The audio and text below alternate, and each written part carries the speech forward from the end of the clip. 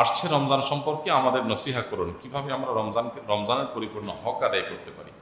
রমজানের পরিপূর্ণ হক আদায় করার জন্য আমরা সবচেয়ে গুরুত্ব দিয়ে যে কাজটি করব তা হলো রমজানের রোজাগুলো তো রাখবই, এর সাথে রমজান মাসটাকে গুনাহ মুক্ত করার সংকল্প করব।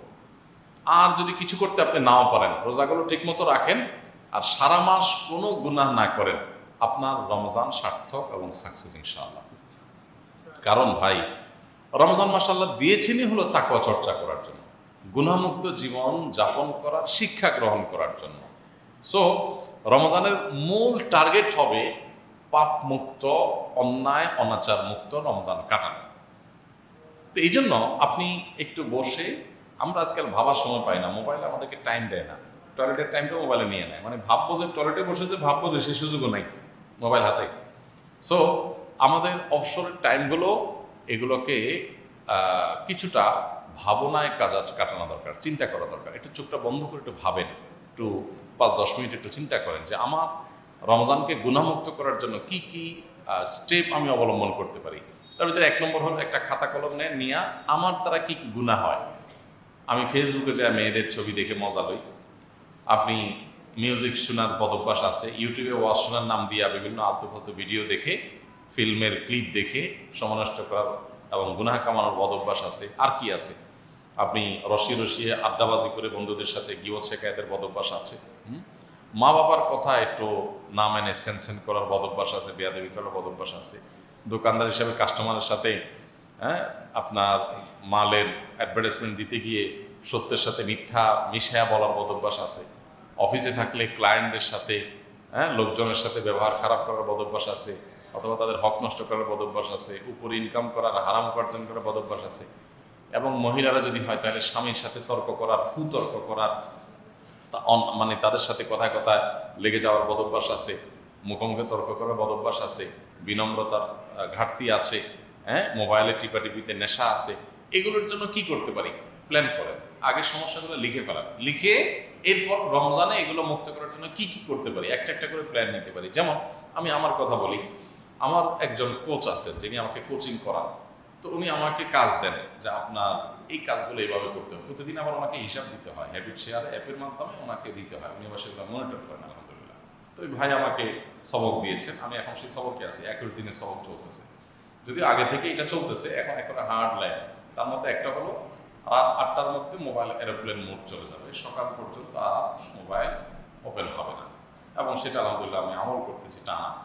এবং মোবাইল বেডরুমে রাখা যাবে না, মোবাইল না শুধু কোনো ইলেকট্রনিক ডিভাইস বেডরুমে রাখা যাবে না। চালাকি করে মোবাইল রাখলেন না, ট্যাব রাখলেন, রেখে আতাইলেন, তো এই জন্য কোনো ইলেকট্রনিক ডিভাইস রাখা যাবে না। একটা অ্যালার্ম ঘড়ি কিনতে হবে ঘুম থেকে ওঠার জন্য। আলহামদুলিল্লাহ এগুলো সবগুলোই আমি ফলো করার চেষ্টা করছি। 10টার ভিতরে ঘুম মাস্ট, এই জন্য দেখা যায় 3 মিনিট আছে 10টা বাকি, আমি হুলস্থুল করে দৌড় দিতে মশারির তলে ঢুকি, কারণ আমার তো ফেল হয়ে যাবো। তো রমজান উপলক্ষে আমরা যদি এরকম কিছু কাজ রেডি করে নিতে পারি, এবং হ্যাবিট শেয়ার অ্যাপ আছে, বিভিন্ন অ্যাপ আছে, এগুলোতে আমরা প্রতিদিনের ওইটা শেয়ার দিয়ে রাখতে পারি। 5-7 বন্ধু মিলে আপনারা এটা করতে পারেন যে আসো আমরা 10টা, 5টা, 2টা, 3টা বন্ধু মিলে এই হ্যাবিট শেয়ার অ্যাপ বা জাতীয় অ্যাপের মাধ্যমে আমরা 5টা টার্গেট নেই। আসো এই রমজান উপলক্ষে টার্গেট নম্বর 1, আমরা অমুক অমুক যে পাপগুলোর সাথে জড়িত আছে একদম লিখতে হয় পয়েন্ট বাই পয়েন্ট, এগুলোর জন্য এগুলো থেকে বেঁচে থাকবে। তো প্রতিদিন আপনি থাকলেন টিক দিবেন, অমুক গুণা বেঁচে গেছেন টিক, আর বেঁচে যান নাই তো ওখানে ক্রস আছে ক্রস দিবেন, এরপরে হিসাব মেলাবেন। এভাবে প্ল্যান করতে পারেন। আমরা যে রমজান প্ল্যান করেছি সেটাও এই কম্পিটিশন নিজেদের মধ্যে অ্যারেঞ্জ করার একটা উদ্দেশ্য। তো এইভাবে আমরা পরিকল্পনা যদি করি ইনশাআল্লাহ একটা সার্থক রমজান কাটতে পারবো। কিন্তু মূল কথা হলো এটাই যে রমজানে রোজা রাখার পর সবচেয়ে বড় চ্যালেঞ্জ হলো সকল প্রকার পাপাচার থেকে আপনি বেঁচে থাকলেন। রমজানে আপনি কোরআন তেলাওয়াত করলেন, তারাবি পড়লেন, দোয়া পড়লেন, মাশাআল্লাহ দান সাদেকা অনেক কিছু করলেন, এই সবগুলো দরকারি কাজ। কিন্তু এই সবগুলোর চাইতে বড় দরকারি কাজ হলো সকল গুনাহ, সকল পাপ থেকে বেঁচে থাকা। এটা হলো মূল বিষয়। আপনি অফিসে চাকরি করেন, আপনি ঘুষ নেবেন না, আপনি ক্লায়েন্টদের হক নষ্ট করবেন না, তাদেরকে আপনার ব্যবহার খারাপ করবেন না, তাদের সর্বোচ্চ কেয়ার করবেন। দোকানদার হিসাবে কোনোভাবে কাস্টমারকে ঠকাবেন না, অতিরিক্ত লাভ নেবেন না, বরং অন্যরা দাম বাড়াই দিলে আপনি পারলে 1 টাকায় কম বিক্রি করবেন। এভাবে প্ল্যান নেন, নিয়ে সে কাজগুলো করেন। এগুলো করলে হবে কি 1 মাস ধরে আপনার একটা ভালো অভ্যাস হয়ে যাবে, তখন আপনি রমজানের পরে মানে নেকামত রাখতে পারবেন। আল্লাহ আমাদেরকে সার্থক রমজান কাটানোর তৌফিক দান করুন। রমজানকে অর্থবহ করার জন্য কিছু টিপস শেয়ার করবেন। আলহামদুলিল্লাহ, রমজানকে অর্থবহ করবার জন্য আমরা ইতিমধ্যে কিছু কথা বলেছি। যদি আপনি কিছু টিপস শুনতে চান তাহলে আমি আপনাকে বলতে চাই, 1 নম্বর, রমজান মাসে সকল প্রকার পাপাচার বর্জনের জন্য তালিকা করে সেগুলো একটা একটা থেকে বাঁচার জন্য সংগ্রাম চালানোর জন্য এখন থেকে শুরু করেন। রমজান শুরু হয়ে গেলে না, এখন থেকে শুরু করেন। শুরু হয়ে গেলে শুরু করতে করতেই কয়েকদিন চলে যাবে। নাম্বার 2, আপনি রমজান মাসে রোজা রেখে, মহিলা হলে নিজের কাজের ফাঁকে ফাঁকে, পুরুষরা তাদের কার্যালয়ে তাদের কাজের ফাঁকে ফাঁকে আল্লাহকে স্মরণ বেশি বেশি করে আল্লাহর সাথে কথা বলার চেষ্টা করেন। এবং এইটার জন্য সহায়ক হবে আপনি মোবাইল যদি নিয়ন্ত্রণ করতে পারেন। 1 মাসের জন্য হলে মোবাইল থেকে একটি ফেসবুক, ইউটিউব, যেগুলো আপনার খুব বেশি নেশা হয়ে গেছে টিপাটিপি করে, এগুলো একটু একটা ডিলিট করে ফেলেন। একটু হিম্মত করেন না, সৎসাহস করেন, ডিলিট করেন। মরে যাবেন না, মনে হবে অনেক কিছু হয়ে যাবে, আর কিছু হবে না, একটু হিম্মত করেন। 2, 3 নম্বর হলো শেষ রাতে তাহাজ্জুদ সাহারিখানে যখন উঠবেন তখন 5 মিনিট হলো দোয়া করেন। এটা দোয়া কবুলের সময়। সারা বছর এটা উঠতে পারেন না, রমজানের সুযোগ হয়। এই জন্য ওই টাইমটাকে কাজে লাগানোর জন্য প্ল্যান করেন যে সাহারি খাইতে পারি আর না পারি, ওই টাইমে খেতে খেতেই, যদি অবসর সময় না পাই, কোনোদিন দেরি হয়ে গেছে, খেতে খেতে আল্লাহর সাথে কথা বলবো, দোয়া নিবেদন করে ফেলবো। আর সবচেয়ে ভালো হয় 5-10 মিনিট সময় বের করে সাহারির আগে অথবা পরে নিজের পক্ষে 2 হাত তুলে আল্লাহর সাথে কথা বলবো। এটা আপনার পুরো রমজানকে অর্থবহ করে দিতে পারে ইনশাআল্লাহ। তাহলে 3টা বললাম। আর 4 নম্বর হলো আমাদের ইফতারের ঠিক আগ মুহূর্ত পর্যন্ত আমরা ব্যস্ত থাকি। 2টা মূল্যবান সময়, একটা ইফতারের আগে আর একটা হলো সাহারির ফজরের আগে। ফজরের আগে ভোর রাত, আবার ইফতারের আগে সন্ধ্যার সময়। এই 2টা সময় আমাদের ব্যস্ততা চলে যায় খাবার দাবার নিয়ে। ইফতারের মিনিমাম 5 মিনিট বা 10 মিনিট আগে খাবার দাবার সকল প্রস্তুতি ক্লোজ, এবং বরাবর একটা টাইম মেনটেন করে ফ্যামিলি সবাইকে নিয়ে বসে যদি আপনি প্ল্যান করেন যে আমরা এই 10 মিনিট আগে সব বন্ধ করব। যদি মনে হয় একটা আইটেমের অর্ধেক বাকি আছে, গোলাইতে বাকি আছে, তো সেটা আজকে বাদ, ইফতারের পরে করবো, ওটা খাবো, মাগরিবের পরে খাবো, অল্প কিছু ইফতার করে করবো। এখন দোয়া, জিকিরের মাসগুলো হবে, দোয়া মাসগুলো হবে। তো এইটা আমরা করলে ইনশাআল্লাহ 30 দিনে দেখা যাবে আল্লাহ তাআলার কাছে অনেকগুলো দোয়া নিবেদন করতে পারবো ইনশাআল্লাহ। এবং সর্বশেষ যেটা বলতে চাই 5 নম্বর, সেটা হলো নিজস্ব যে বলয় আছে এটা নিয়ে, সেটা ফ্যামিলি হতে পারে, আপনার কোনো ম্যাচের সাথী সঙ্গী হতে পারে, একটু সবাইকে নিয়ে বসে কিভাবে আমরা রমজানকে একটু ভিন্নভাবে কাটাতে পারি, একটু অর্থবহ করতে পারি, ইবাদতটা কিভাবে করতে পারি প্ল্যান করতে পারি। এর ভিতরে সবচেয়ে বড় প্ল্যান হবে শেষ দশকে ইতিকাফ করার প্ল্যান। এটা হবে সবচেয়ে বড় প্ল্যান, যে যত যাই থাকুক শেষ দশকে ইতিকাফ করবো। এর জন্য পরিকল্পনা করা, মসজিদ ঠিক করা, আগেভাগে কাজগুলো গোছায় ফেলা, এবং শেষ দশক ভাবে ব্যবহার করা। আল্লাহ আমাদেরকে তৌফিক দান করুন। এর রমজানে মৃত্যু হলে কি কবর আযাব মাফ হয়ে যায়? রমজানের মৃত্যু নিয়ে আমাদের অনেকের অনেক রকমের ধারণা আছে। অনেকে মনে করেন রমজান মাসে মারা গেলে তার আর কবর আযাব হয় না, তার কবর আযাব মাফ হয়ে যায়, মুক্ত থাকেন এবং তিনি জান্নাতি হয়ে যান। মূলত এরকম কোনো কথা কোরআন অথবা হাদিসের কোথাও উল্লেখ হয় নাই। রমাদান মাসে মৃত্যুবরণ করলে তার কবরে কোনো প্রশ্নোত্তর হবে না, সওয়াল জবাব হবে না, কবর আযাব হবে না, এরকম কোনো কথা নাই। তবে এটা ঠিক যে রমজান মাসে মৃত্যুর সন্দেহাতীতভাবে আমরা একটা ভালো মৃত্যু বলতে পারি। ইবাদতরত অবস্থায় মৃত্যু সন্দেহাতীতভাবে একটা ভালো মৃত্যু। আল্লাহর প্রতি সুধারণা করতে পারি যে আল্লাহ হয়তো তাকে মাফ করে দিবেন, তার প্রতি রহম করবেন। এটা জাস্ট আমাদের সুধারণার ব্যাপার। শরীয়ত আমাদেরকে কিছু বলে দেয় নাই যে এটা হলে তোমার আর কবর আযাব মাফ।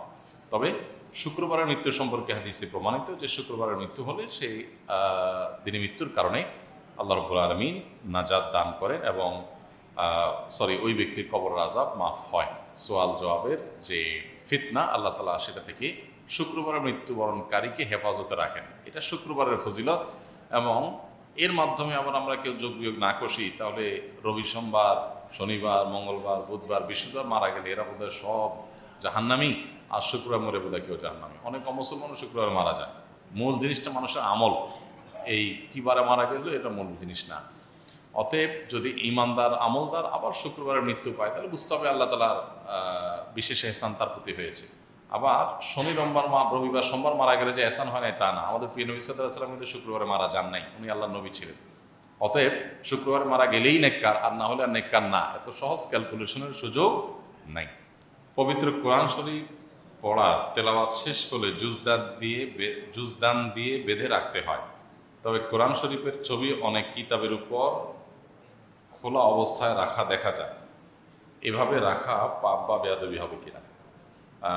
জুজদান বলতে গিলাপ বোঝানো হয়েছে সম্ভবত, অনেক এলাকা হয়তো জুজদান বলে, আমি যদি ভুল না বুঝে থাকি। তো কোরআনে কারিম তেলাওয়াতের পর অনেকে একটা কাপড়ের কাভার গিলাপ এটাতে পেঁচিয়ে তারপর সেটাকে রাখেন। সন্দেহাতীতভাবে এটা কোরআনের প্রতি একটা বিশেষ যত্ন নেওয়ার একটা উদাহরণ, যে কোরআন যদি আমি খোলা রাখি সেখানে ধুলাবালি পড়বে, ময়লা পড়তে পারে, তো সেজন্য আমি কোরআনকে মহব্বত করে এরকম কোনো কিছু দিয়ে কাভার করে রাখলাম, এটা ভালো। কিন্তু এরকম করে রাখতেই হবে এমন কথা কিন্তু কোরআন হাদিসে আমাদেরকে বলে দেয়নি। সো এটাকে কেউ কোরআন হাদিসের নির্দেশ মনে যদি করি তাহলে সেটা ভুল হবে। এটা হলো আপনার নিজের উদ্যোগে, আমাদের নিজেদের উদ্যোগে কোরআনকে যত্ন করার একটা পলিসি, একটা পদ্ধতি, একটা উপায়। কেউ কোরআনকে যত্ন করে সুন্দর একটা বাক্স বানায় সেখানে রেখে দিল, এটা অবশ্যই কোরআনের প্রতি তার মানে সম্মান প্রদর্শনের অংশ। আল্লাহর ভালোবাসায়, কোরআনের ভালোবাসায় এই সম্মান প্রদর্শনের জন্য সে আল্লাহর কাছে বিনিময় আশা করতে পারে, কিন্তু এটা শরীয়তের কোনো নির্দেশিত বিষয় না। এই জন্য অন্য কাউকে সেটার জন্য দোষারোপ করা যাবে না যদি কেউ এটা না করে। তো যেমন প্রশ্নকর্তা ভাই করলেন, আপনি কোনো জায়গায় দেখলেন টেবিলের উপরে কোরআন রাখা আছে, অনেকগুলো বই বা কিতাবের উপরে কোরআন রাখা আছে খোলা, কোনো অসুবিধা নেই, খোলা রাখাতে কোনো দোষ নাই, বেয়াদবি নেই। কিন্তু আপনি নিজে কোরআন ধুলাবালি যেন না পড়ে, ময়লা যেন না পড়ে, তার জন্য সুন্দর করে যদি উদ্যোগ গ্রহণ করেন, গিলাপ ইত্যাদি পেঁচিয়ে রাখেন, সেটা জায়েজ আছে। হ্যাঁ, সেটা জায়েজ আছে, এবং কোরআনের মহব্বতের কারণে করেছেন সেজন্য আল্লাহর কাছ থেকে বিনিময় আশাও করতে পারেন, যে আপনি কোরআনের যে মৌলিকভাবে ওমাই মুআজ্জিম শাআইরাল্লাহি ফাইন্নাহা মিন তাকওয়াল কুলুব, আল্লাহর নিদর্শনগুলোকে সম্মান শ্রদ্ধা করলে মানুষের ভেতরে তাকওয়ার প্রমাণ সেটা জাহির হয়। কিন্তু সম্মান প্রদর্শনটা এক একভাবে হতে পারে। হ্যাঁ, সম্মান প্রদর্শনের কিছু কমন প্রক্রিয়া আছে, যেমন কোরআনের উপরে কোনো বই না রাখা। ইবনে কাসির রাহমাতুল্লাহি আলাইহি কোরআনের যে আদবগুলো উল্লেখ করেছেন তার ভিতরে একটা হলো কোরআনের উপরে কিছু না রাখা, কোরআনকে সব কিছুর উপরে রাখা। এটা সম্মান প্রদর্শনের কমন কাজ। আর কিছু আছে স্পেশাল কাজ, যেমন আমাদের দেশে কোনো এলাকায় ওই যে গিলাপ মোড়ানোর কালচার আছে, আরবদের আবার সেই কালচার নাই, তাদের কালচার আছে ভিন্ন। তারা কোরআন রাখার র্যাকটা অনেক সুন্দর করে করে, অনেক ভালো করে করে, গোল্ডেন কালার করে করে, কোরআনের প্রতি সম্মান দেখে তারা এই কাজ করে, এটা করে। তো সম্মান প্রদর্শন হলো মূল বিষয়, সেটা এক এক এলাকায় এক একভাবে হতে পারে। কিন্তু সম্মান প্রদর্শন করতে গিয়ে আবার সেটাকে এমন কোনো প্রক্রিয়া যদি করে যেটা আসলে স্বতন্ত্র ইবাদত বা একটা পদ্ধতি বানিয়ে আবশ্যক বানিয়ে নেওয়া হয়, তাহলে সেক্ষেত্রে সেটা তখন বেদাতে গণিত হতে পারে। কিন্তু এমনিতে কাবার করে রাখলো কেউ, গিলাপ ব্যবহার করলে এর কারণে বেদাত হবে না ইনশাআল্লাহ। আর এটা কেউ যদি না করে, অর্থাৎ কাবার বা গিলাপ ব্যবহার না করে, তাহলে তিনি কোরআনের আদবের খেলাপ করেছেন এমন বলা যাবে না। বিয়ে ও আয় বরকত বন্ধ থাকলে করণীয় কি? বিয়ে এবং আয় রুজি বন্ধ থাকলে করণীয় কি? এই বন্ধ থাকা বলতে অনেক সময় ব্ল্যাক ম্যাজিক করে আপনার জাদু মন্ত্রের মাধ্যমে বিয়ে বা আয় রোজগার যেন না হয়, যেন অসুখ বিসুখ হয়ে পড়ে থাকে, আপনার কর্মক্ষম যেন না হয়, তার কর্ম ক্ষমতা যেন নষ্ট হয়ে অথর্ব হয়ে থাকে, এরকম অনেক ধরনের ব্ল্যাক ম্যাজিক বা আপনার কালো জাদু, সেহের, এটা হয়ে থাকে।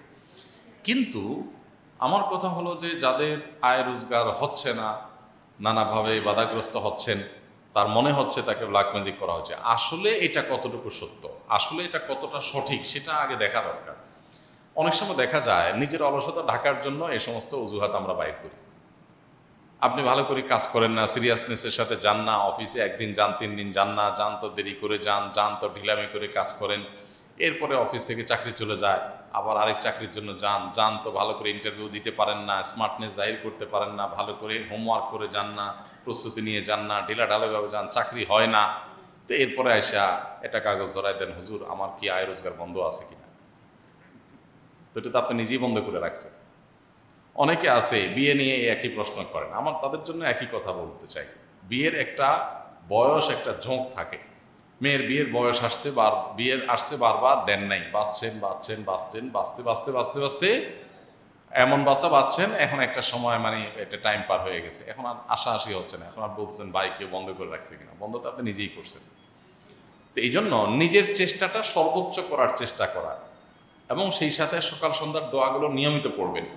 আর যদি দেখা যায় যে না, আননেসেসারি কিছু, অস্বাভাবিক কিছু, স্বাভাবিক না, বোঝাই যাচ্ছে, এরকম যদি মনে হয়, তাহলে সেক্ষেত্রে আপনি অবশ্যই ভালো কোনো রাকি শরণাপন্ন হতে পারেন। সোশ্যাল মিডিয়াতে অনেকগুলো রুকিয়া গ্রুপ আছে, রুকিয়া সাপোর্ট গ্রুপ আছে, সেগুলো থেকে সহযোগিতা নিতে পারেন। সেলফ রুকিয়ার অনেক বই পুস্তক আছে, সেগুলোতে সহায়তা নিতে পারেন। কন্টিনিউয়াসলি যদি আমলগুলো করে যান, ইনশা আল্লাহ সমাধান হবেই হবে, ইয়াকিন রাখবেন। শয়তানের শক্তি, ব্ল্যাক ম্যাজিকের শক্তি আল্লাহর কালামের শক্তি চেয়ে বেশি না। সো আপনি সেই জিনিস সাথে কাজ করবেন। সুদী ব্যাংকের শিক্ষাবৃত্তি নেওয়া যাবে কিনা? সুদী ব্যাংক যদি শিক্ষাবৃত্তি দেয়, তাহলে কোনো শিক্ষার্থী সেই শিক্ষাবৃত্তি গ্রহণ করবেন না। সুদী ব্যাংকের শিক্ষাবৃত্তি একজন ইমানদার গ্রহণ করবেন না, বরং সেটাকে বয়কট করবেন, বর্জন করবেন, এবং কষ্ট করে প্রয়োজনে নিজে টিউশনি করে নিজের শিক্ষার খরচ চালাবেন। তারপরেও সুদী ব্যাংকের শিক্ষাবৃত্তি গ্রহণ করবেন না। অনেক সুদী ব্যাংক আমাদের শিক্ষার্থী ভাইদেরকে সুদী ব্যাংকের উদ্যোগে তাদের বিভিন্ন শিক্ষাবৃত্তির অফার করে, এগুলো আমরা গ্রহণ করতে যাব না, এবং চেষ্টা করব নিজে নিজে কিছু করার জন্য। আসন্না ফাউন্ডেশন থেকে আমরা শিক্ষাবৃত্তি ঘোষণা করতে যাচ্ছি ইনশাআল্লাহ খুব শীঘ্রই। আমরা হয়তো সারা দেশে লাখ লাখ মানুষকে দিতে পারবো না, তবে ইনশাআল্লাহ আমরা চেষ্টা করবো যত বেশি সংখ্যক শিক্ষার্থীদের শিক্ষাবৃত্তি দেওয়া যায়। সেটা হয়তো প্রথমে মাদ্রাসা শিক্ষার্থীদের উপর ধাপে ধাপে স্কুল কলেজের শিক্ষার্থীদেরকে আমরা দেওয়ার চেষ্টা করবো ইনশাআল্লাহ। দেখা যায় ভুলবশত কোনো মানুষের গায়ে পা লাগলে তার গায়ে হাত দিয়ে চুমু খাই, আবার হাঁড়ি পাতিলেও পা লাগলে চুমু খাই। এটা আমাদের গ্রামবাসীর মধ্যে অনেক বেশি দেখা যায়। এটা কতটুকু সঠিক? গায়ে হাত দিয়ে চুমু খাওয়া যাবে কিনা জানাবেন ইনশাআল্লাহ। আমরা এর আগে বিভিন্ন সময় বলেছি যে কোনো মানুষের গায়ে পা লেগে গেলে আমাদের সমাজে সেটাকে অপমানকর মনে করা হয়। এজন্য ওই ব্যক্তির গায়ে টাচ করে, হাত দিয়ে ধরে বা ইশারা দিয়ে কোনোভাবে যদি বোঝানো যায় যে আমি আসলে ইচ্ছাকৃত আপনাকে অপমান করি না, এটা ভুলে লেগে গেছে, তো এটাতে অসুবিধা নেই। এটা হলো একটা ব্যবহারিক একটা পদ্ধতি বা আমাদের একটা সংস্কৃতি বা একটা নিয়ম। এক একটা সমাজে এক একভাবে মানুষের বিভিন্ন অঙ্গভঙ্গি দিয়ে মানুষের মনের কথাকে প্রকাশ করা যায়। এটা প্রকাশের একটা পদ্ধতি। জাস্ট হাত দিয়ে বোঝালাম যে ভাই এটা আমি ভুলে করেছি, আমি এই জন্য দুঃখিত বা সরি। তো এরকম করাতে অসুবিধা নেই, এবং এটা শরিয়ার কোনো নির্দেশ না যে কারোর গায়ে পা লাগলে তাকে হাত দিয়ে করতে হবে। তবে চুমু খাওয়ার কোনো কারণ নাই। যদি হাত দিয়ে চুমু খেয়ে তাকে জাস্ট বোঝানোর চেষ্টা করা হয় যে আমি ভুলে লেগেছি, ইচ্ছাকৃত লাগাইনি, তাহলে সেটাও চলে। কিন্তু তারপরও চুমু খাওয়াটা মনে হয় অতিরিক্ত। শুধু হাত দিয়ে একটু ইশারা দিলে হয় যে আমি ভুলে করেছি। তবে খাবারের পাতিল বা রান্না করার হাঁড়ি কিংবা আরও এমন কিছু যেটা আসলে পাও দিয়ে উষ্ঠানের মতো জিনিস না, অসম্মানজনকভাবে সেটাকে আপনার টাচ করা উচিত না। এটা ম্যানারের ব্যাপার, এটা একটা ভদ্রতার ব্যাপার এবং কমন সেন্সের ব্যাপার, শিষ্টাচার আদবের ব্যাপার। তো এরকম ব্যাপারগুলোতে আমরা একটু সতর্ক থাকবো, যাতে পরবর্তীতে যেন এরকম সমস্যা না হয়। এই জন্য আমাদেরকে এই বিষয়টাতে খেয়াল রাখতে হবে। তবে ওই যে এটা কোনো জরুরি বিষয় এমন রাখতে হবে, এই পায়ে লাগলে হাত দিয়ে স্পর্শ করা, চুমা দেওয়া, এরকম কোনো বিষয় জরুরি না বা সুন্নাহ না, এটা মাথায় রাখতে হবে। আপনাকে দেখি মাঝে মধ্যে প্রবাসীদের নিয়ে কথা বলেন। আমি অল্প কিছুদিনের ভিতর প্রবাসী হয়ে যাব ইনশাআল্লাহ। এখন প্রবাসী হওয়ার আগে এবং প্রবাসী হওয়ার পর আমার কি কি করণীয় একটু নিয়ে নসিহত করবেন প্লিজ। যে ভাই প্রবাসে যাচ্ছেন, প্রথম কথা হলো যদি মুসলিম কোনো কান্ট্রি বা মুসলিম প্রধান কোনো দেশে যান তো ভালো, আলহামদুলিল্লাহ। আর যদি অমুসলিম প্রধান কোনো দেশে যান যেখানে অমুসলিমদেরই প্রভাব প্রাবল্য বেশি, প্রাধান্য বেশি, তাহলে সেক্ষেত্রে সেখানে স্থায়ীভাবে বসবাসের চিন্তা করবেন না। নিজের কাজ, উপার্জন, ব্যবসা বাণিজ্য যে জন্য যাচ্ছেন শেষ করে আয় উপার্জন করে দেশে ফিরে আসার চিন্তা করবেন। আর যদি সেখানে আপনার থাকতে হয় তাহলে শুধুমাত্র নিজে দায়ী হবেন। দায়ী হওয়ার জন্য যা যা দরকার, কোরআন শিখবেন, কোরআনিক আরবিক শিখবেন, কোরআন হাদিস শিখবেন, ইসলামিক বই পুস্তক পড়ে নিজে একজন দায়ী হওয়ার যোগ্যতা অর্জন করবেন। সেটা করে সেখানে দাওয়াতের নিয়তে থাকবেন, তাহলে ঠিক আছে। আর অবিবাহিত যদি হয়ে থাকেন, প্রবাস জীবনে যথাসম্ভব প্রবাস জীবনের সময়টা পার করে এসে বিয়ে করবেন। বিয়ে করে বউ রেখে আর প্রবাসে যাবেন না। হয় বউকে সাথে নিয়ে যাবেন, আর না হলে তার সাথে থেকে যাবেন। বিয়ে করে প্রবাসে চলে গেলে নানাবিধ গুনাহে মানুষ লিপ্ত হয়ে যায়, নিজের চরিত্র হেফাজত করতে পারে না, সেটা করা উচিত না। এই বিষয়গুলো মাথায় রাখবেন। এবং সেই সাথে প্রবাসে যাওয়ার পর আপনি আয় উপার্জন করার পর যে ধার দেনা করে বিদেশ গিয়েছেন, আপনার জমি জমা বিক্রি করে আপনার বাবা মাকেও পাঠিয়ে থাকলে তাদের দেনাগুলো সর্বাগ্রে পরিশোধ করবেন, অন্য সব কিছু পরে। আগে সেগুলো জমি যেটা বিক্রি করেছে আপনার বাবা সেটা কিনে দিবেন, অথবা তার সমমূল্যের জমি কিনে দিবেন, অথবা তাকে সে পরিমাণ টাকা পরিশোধ করে দিবেন। এরপর আত্মীয় স্বজন, ভাই ব্রাদার, রক্ত সম্পর্কীয়, কাছের আত্মীয় যারা, তাদেরকে পারলে সহযোগিতা করবেন। কিন্তু এর পাশাপাশি নিজের নিজের দায় দানা পরিশোধ করার পর অতিরিক্ত টাকাটা নিজের নামে জমি করেন, ব্যালেন্স করেন, এটা করতে ভুল করবেন না। এগুলা স্ত্রী, বাবা মা বা অন্য কারোর নামে না করে নিজের নামে করার চেষ্টা করবেন। তবে কোনো অবস্থাতে নিজের রক্ত সম্পর্কীয় আত্মীয়দের ভুলে যাবেন না, তাদেরকে সবসময় পাশে থাকবেন, সর্বোচ্চ শক্তি দিয়ে তাদেরকে সহযোগিতা করবেন। এবং সম্পদ, অ্যাসেট বিভিন্ন লোকের নামে, সেটা হোক নিজের স্ত্রী, বিভিন্ন লোকের নামে করলে একসময় এগুলো নিয়ে নানা রকমের কেওয়াজ তৈরি হয়। সেগুলো যেন না হয় সেজন্য নিজের নামে করবেন, তাতে কোনো গুনাহ হবে না। এছাড়া সময়ে সময়ে সেখানে বিশেষ করে প্রবাসে গেলে পরিবেশ থাকে অনেক সময় প্রতিকূল, খারাপ সঙ্গ করলে আপনার জীবন বরবাদ হয়ে যাবে। সেজন্য সেখানে নামাজি, আল্লাহ বেরো মোত্তাকি মানুষদের খুঁজে বের করে তাদের সাথে থাকার চেষ্টা করবেন, উঠা বসার চেষ্টা করবেন, রুমমেট বানানোর চেষ্টা করবেন। তাহলে ইনশাআল্লাহ এর মাধ্যমে আপনি আল্লাহর কাছে অফুরন্ত সওয়াবের ভাগীদার হবেন। এবং অনেকে প্রবাস জীবন থেকে জীবনকে ভালো বানিয়ে চলে আসে, আবার অনেকে সেখান থেকে খারাপ হয়ে চলে আসে। এটা নির্ভর করে পরিবেশের উপর। এই জন্য সেখানে গিয়ে কোনো অবস্থাতেই খারাপ পরিবেশে যেন না পড়েন, খারাপ মানুষে পালা যেন না পড়েন, এটা মাথায় রাখবেন। আমরা 2 বোন, আমার বাবা ব্যাংকে চাকরি করত, ব্যাংকে পেনশনের টাকা আমার বাবা মারা গেলে আমাদের জন্য নেওয়া জায়েজ হবে কিনা? জায়েজ না হলে ওই টাকা কি করব? নমিনি আছে, আমরা 2 বোন, নমিনি আছে আমাদের 2 বোনের নামে। কনভেনশনাল যদি ব্যাংকে আপনার বাবা চাকরি করে থাকেন, তাহলে শুধু ব্যাংকের পেনশন নেওয়া আপনাদের জন্য জায়েজ হবে না। এটা যদি আপনারা নিয়ে থাকেন, গ্রহণ করেন, তাহলে সেক্ষেত্রে সওয়াবের উদ্দেশ্য ছাড়া গরিব দুঃখীদেরকে দান করে দিতে হবে।